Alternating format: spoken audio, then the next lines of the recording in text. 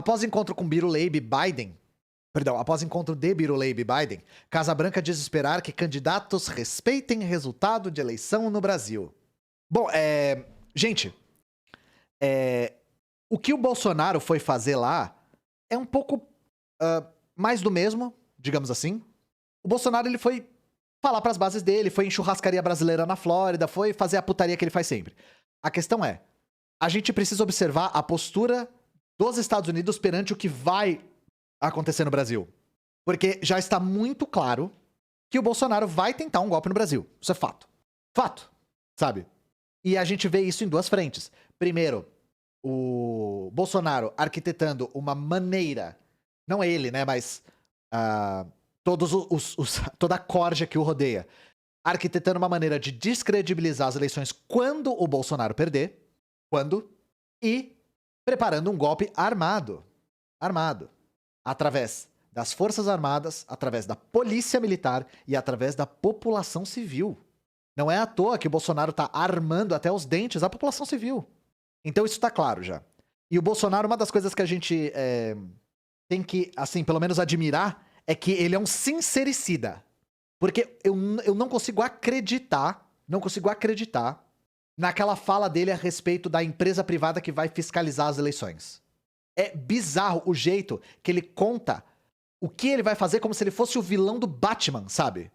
Tipo, como se o super-herói tivesse preso na mesa com aquele laser vindo assim, cortar ele no meio e o vilão começa a contar o plano. O Bolsonaro fez isso, é surreal.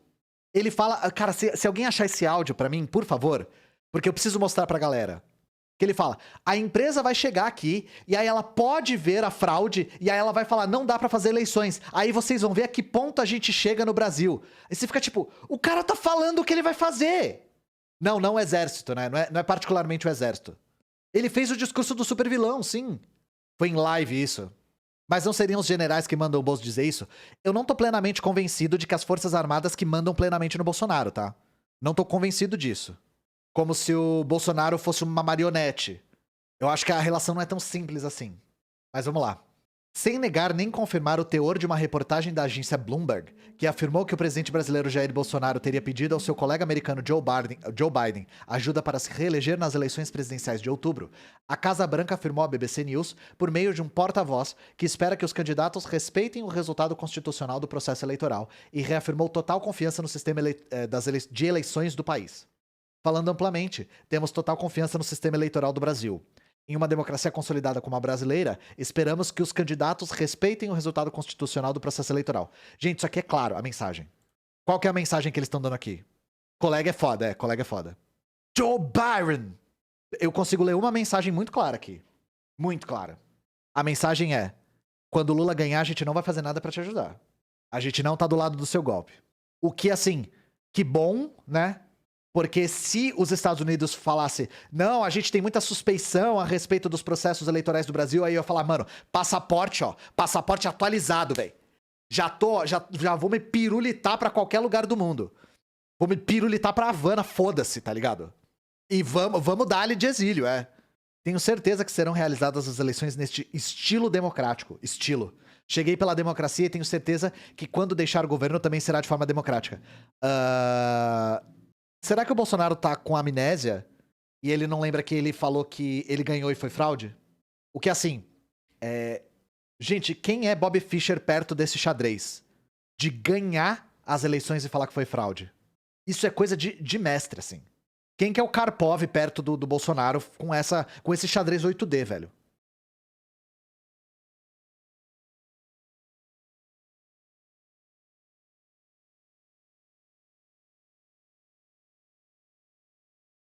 Vai tomar no cu! No cu! No cu! Eu não tô doido, não! Bom, acho que vocês já entenderam, né?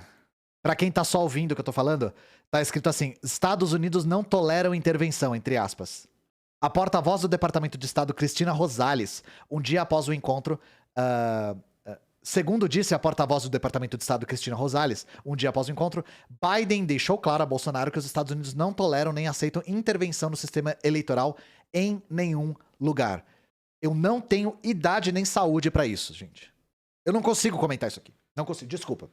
Sabe? Não tem como. Não tem como. O nível de cinismo. E essa mulher, cara, ela me dá sentimentos muito... Sabe? Pra quem não sabe, é aquela porta-voz que parece uma personagem do Quinto Elemento, assim. Ela parece um negócio meio retrofuturista. Ah, essa é outra? Ah, então confundi. Ah, essa é a Gena Psaki. Eu confundi, então. Mas é isso.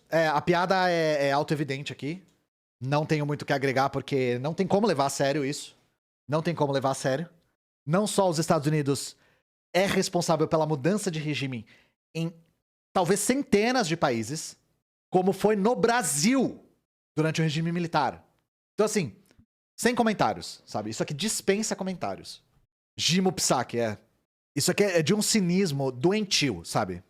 Não me surpreende que aquele historiador conservador tenha falado: ah, nós esperávamos, depois de ler depois da abertura dos arquivos soviéticos, nós esperávamos que nós fôssemos descobrir a verdade acerca do que o Stalin pensava. Porque pra fora era todo aquele papo de democracia popular, de luta de classes, de sovietes, de burguesia. E aí a gente abriu os arquivos e descobriu que o papo era proletariado e burguesia e luta de classes. Era o mesmo papo. Os comunistas eram comunistas pra fora e pra dentro. O cara, ele tá tão acostumado com o cinismo dos Estados Unidos que ele acha que todo mundo é assim. É aquela máxima, gente. O pilantra acha que todo mundo em volta dele é pilantra igual. Descobriram que os comunistas eram comunistas de verdade. Isso aqui, eu juro que eu tenho um ponto. Vamos ler isso aqui que eu tenho um ponto. TSE divulga valores do Fundo Eleitoral. União Brasil lidera. Pra surpresa de ninguém, né? O partido receberá 782 milhões. A maior quantia, junto com o PT, MDB, PSD e progressistas, respondem por 47% do total. Ah, eu achei que tinha a lista toda. Eu queria que tivesse a lista toda, gente, dos valores do fundo eleitoral. Deixa eu ver se eu acho isso. Que partido... Ah, tá aqui, tá certo, tá por partido. O que é um Agir, velho? Que merda é Agir, mano? O partido PTC passou a se chamar Agir em 2022. Agir, velho! Do nada. Ó o P. A UP recebe o menor valor, eu acho. Não, tem outros partidos que tem o mínimo também. O PSTU recebe o mínimo. O PRTB recebe o mínimo. PMN, PMB... Caralho, quanto partido merda. PCO recebe o mínimo. Cadê o PCB? Todos esses partidos recebem o mínimo. Só o PCdoB que recebe 76 milhões. Isso aqui é a lista do TSE, né? Por isso que tá assim. Mas, gente, a questão é... Eu fico imaginando do que os partidos de esquerda radical seriam capazes com essa grana. Claro que isso nunca vai acontecer porque é contraditório, né?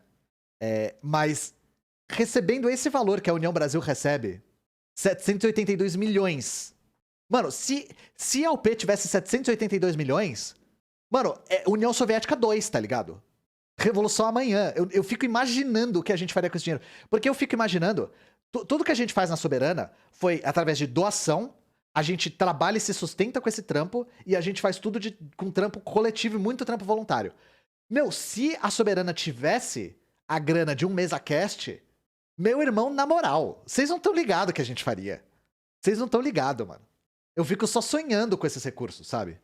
Se a gente tivesse esses recursos, nossa senhora.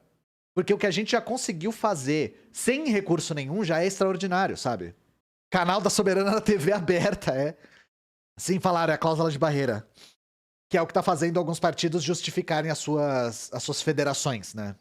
Reforma agrária pra hoje, Finalmente a Soberana ia pagar os mods, exatamente. Soberana Canal 21. Com 500 milhões a gente tem lá o parte 2 confirmado. O próximo Porque Odiamos vai ser depois da próxima live preparada que eu vou fazer, que vai ser sobre integralismo.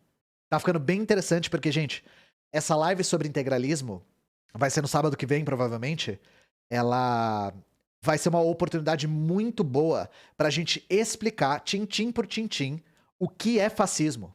Porque uma das coisas que eu vou argumentar, o integralismo não é fascista porque tem sigma e saudação e hino e camisa verde. Não é por isso, isso é só estética. A gente precisa argumentar o que faz do fascismo, fascismo. Porque o Bolsonaro, ele não tem hino, não tem símbolo, não tem a camisa, não tem saudação. Não tem. Mas ele ainda é um fascista. O que aproxima o Bolsonaro do integralismo? Muita coisa. Muita coisa. E aí a gente vai analisando o que compõe o integralismo e vendo quais são os elementos de uma organização fascista. Porque a gente não pode... Duas coisas que a gente não pode. Falar que é fascista porque tem cara de fascista. Ah, é fascista porque tem símbolo. É fascista porque tem gesto. Isso não pode, porque aí a gente não entende de verdade a essência do fascismo e a gente fica com dificuldade de identificar o fascismo. E a gente não pode dizer é ruim porque é fascista e é fascista porque é ruim. Ué, eu sou contra o integralismo porque é fascista. Ué, mas por que é ruim? É ruim porque é fascista. E por que é fascista? É fascista porque é ruim. Esse discurso circular, ele também nos impede de entender a essência da questão e de, essa que é a parte importante, de combater ela de maneira adequada. O integralismo no Brasil tem a ver com a Era Vargas? Sim e não. O integralismo ele surge um pouquinho antes do Vargas tomar o poder. E ele é gestado bem antes disso. Eu vou explicar isso tudo na live. Então, a estética militar é usada para comparar, fazer essas comparações esdrúxulas entre União Soviética e nazismo. Ah, tem a suástica e a foice e o martelo, tem símbolo. Se tem símbolo, é totalitário. Gente, isso é vazio, isso não quer dizer nada. A gente tem que entender a essência da questão. E eu vou trazer para vocês exemplos do integralismo e exemplos do Bolsonaro para mostrar quais são os elementos que compõem a essência do fascismo. Por que ele é perigoso e como ele deve ser combatido. Não vai ser só uma live expondo a história do integralismo, porque isso vocês acham em qualquer lugar. Ah, Plínio Salgado, em 1930, fundou a Ação Integralista Brasileira e tinha camisa verde, blá blá blá. Isso não importa, de verdade, não importa. Eu não vou abordar esse partido nazista, não vem ao caso. Até porque ele não tá muito relacionado com... Tá ligeiramente relacionado com o integralismo, ligeiramente relacionado. Como chegamos nesse tema saindo do TSE, eu tava só falando qual vai ser a próxima live que eu vou fazer. Sabe onde estão a maior parte dos integralistas hoje? Hoje, no PTB. No partido do Collor, né? No partido do Roberto Jefferson. Topei com um velhinho que disse sentir saudade da juventude hitlerista. Esse velhinho tá fazendo hora extra. Eu só vou dizer isso. Quarta teoria política nacional, bolchevismo é fascismo? 100%. E tem como deixar claro que esses elementos do fascismo não existiam na União Soviética? Isso vai ficar cristalino. Cristalino na live. Vocês vão ver que nenhum dos elementos essenciais do fascismo estavam presentes na União Soviética. Nenhum, tá? Zero. São diametralmente opostos. O PCO tem características fascistas? Não. O PCO é um desvio. Como o João disse recentemente no TikTok. O trotskismo é um desvio. Ele faz vezes de anticomunismo, faz vezes do jogo da direita, mas ele em si é um desvio. História essa das galinhas verdes? Vai ter que colar na live pra aprender. Além da Ucrânia, quem mais tá numa onda do fascismo moderno? Hungria, Índia, que tem Coreia do Sul, que tem presidentes, né? Não que tem partidos, porque partidos tem em todos os lugares. Agora, a Colômbia, né? O que mais? Não, Estados Unidos agora tem o Biden, né? Turquia, sim, Turquia. A Polônia eu não sei. Filipinas, bem lembrado. Filipinas, El Salvador, Filipinas, bem lembrado. Então a gente tem Hungria, Índia, Filipinas, El Salvador de fato, Brasil, claro. A Polônia eu não tava sabendo. Quem que é o da Polônia? Quem que é o presidente da Polônia? Turquia, isso. Quem que é... Myanmar é um caso muito mais grave. Myanmar é muito mais grave. Myanmar passou por um golpe de Estado, tá com o governo militar. Myanmar é pior. Myanmar é uma coisa assim, muito mais complicada. Andrzej Duda, eu não lembrava quem era da Polônia. Partido Lei e Justiça da Polônia. Eu tô desatualizado a respeito da Polônia. O Ulsztycin é uma zona autônoma socialista, né? Junto com a Transnistria são as zonas autônomas socialistas. Sim, Myanmar é o da moça dançando, exatamente. Israel. Cara, Israel, né? Israel, né? Israel é país, por acaso, agora? Croácia também? Aí eu não sei. O Egito tá de pernas pro ar desde da Primavera Árabe, né? O Egito e a Líbia estão passando por um processo que não começou agora, né? É que estavam perguntando dessa onda contemporânea de neofascismo, digamos assim. Aí até aí, falando de neofascismo, a gente pode excluir a Turquia, que é anterior, né? A Le Pen não ganhou, né, Rodia? A Le Pen perdeu. Burkina Faso, também eu não lembro. Mas a gente tem a Ucrânia, desde o Poroshenko é da Bielorrússia. Desde o... Não, é Poroshenko mesmo. Da Bielorrússia é Lukashenko. Desde o Poroshenko, do rei do chocolate lá. É o Lukashenko, confundi o nome deles. Desde o Poroshenko tem na Ucrânia, o Orbán na Hungria, o Narendra Modi na Índia, o Nayib Bukele em El Salvador, o Bolsonaro no Brasil, Trump nos Estados Unidos. Esses são os novos, né? O Duterte é mais antigo, né? O Duterte foi eleito faz tempo. Ele é um pouco anterior a esse fenômeno. Das Filipinas é um pouco anterior. E o Andrei Duda na Polônia, pelo que vocês falaram, que eu tava desatualizado, né? Não, a França, quem ganhou foi o Macron, né? Na França. A Merkel tomou processo por falar mal da AfD, eita porra. A Arábia Saudita é uma monarquia, não dá nem pra falar que tá passando por uma onda neofascista, né? O Duterte anterior. O presidente do México é o Obrador, né? Macron, o maoísta. Kuwait também é um principado. Kuwait não é uma... O Kuwait não entra nessa leitura. A Arábia Saudita tá numa onda neofascista desde o califado de... desde o califado, tá ligado? Dá pra dizer que a República Teocrática do Irã é fascista? Boa pergunta, não sei. Eu tenho que analisar mais de perto pra ver se a gente consegue fazer essa leitura. Porque se eu disser que eu sou especialista em Revolução Iraniana, eu estaria mentindo, sabe? E todo mundo sabe que o califa tá de olho no peitinho dela, né? E a Rússia desde o fim da União Soviética. A Rússia não teve um dia de paz desde o fim da União Soviética. Mas vamos lá, gente. Projeto que pune quem tocar em policial é criticado por especialistas. Especialistas em segurança pública criticaram o projeto de lei aprovado ontem na Comissão de Segurança Pública da Câmara dos Deputados, que define os deveres do cidadão alvo de abordagem policial. Pelo texto de autoria do deputado federal Bibo Nunes, do PL, quando interpelada pela polícia, a pessoa deverá seguir os seguintes procedimentos: obedecer às ordens do agente, deixar as mãos livres e visíveis, não realizar movimentos bruscos, manter uma distância mínima de 1 metro. Além disso, o cidadão abordado fica proibido de tocar no policial. A pena para quem não seguir as regras é detenção de 3 meses a 1 ano, além de multa. O relator do projeto é o deputado Daniel Silveira. Ouvido pela coluna, Robson Rodrigues, coronel da PM do Rio, mestre em antropologia e pesquisador de segurança pública, reconhece que há um vácuo na legislação que trata da abordagem, um momento crítico no trabalho policial. Mas Rodrigues acha o projeto ruim. Nesse caso de proibir o toque, o texto extrapola, vai no caminho do autoritarismo, o que é um toque comum e um toque agressivo. Eu vou falar uma coisa pra vocês, gente. Isso aqui tem um aceno muito claro. Essa coisa de não pode tocar no policial, senão você leva a pena de 3 meses até 1 ano e multa, etc. Isso aqui tem uma perspectiva muito, muito clara. A perspectiva é: nós queremos que os policiais tenham carta branca para agir perante a população. Por quê? Aí, repetindo as palavras do Lenin, né? O Estado é uma instituição de violência específica. O Estado surge como um aparato de violência específica de classes. O Estado é para oprimir a classe dominada e proteger a classe dominante. De que forma? Através das leis e através das armas. A polícia é parte desse aparato. E o senhor Daniel Silveira e o senhor Bibo Nunes têm muita clareza disso. Muita clareza. Eles sabem que esse tipo de lei de tocou na polícia vai preso só afeta uma parcela específica da população.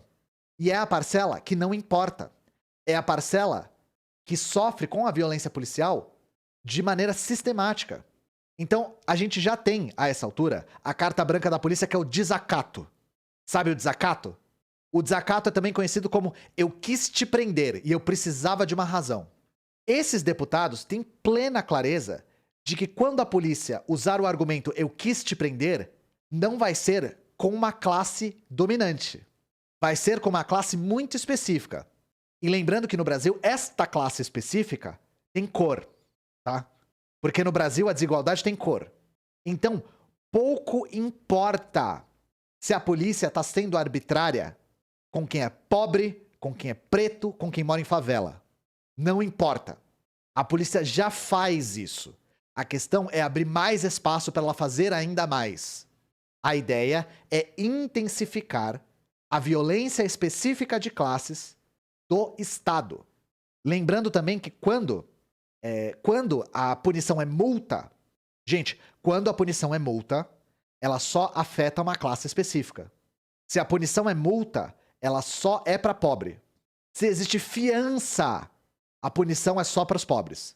Isso é claro, explícito. Então, novamente, o Estado é um aparato de violência específica de classes.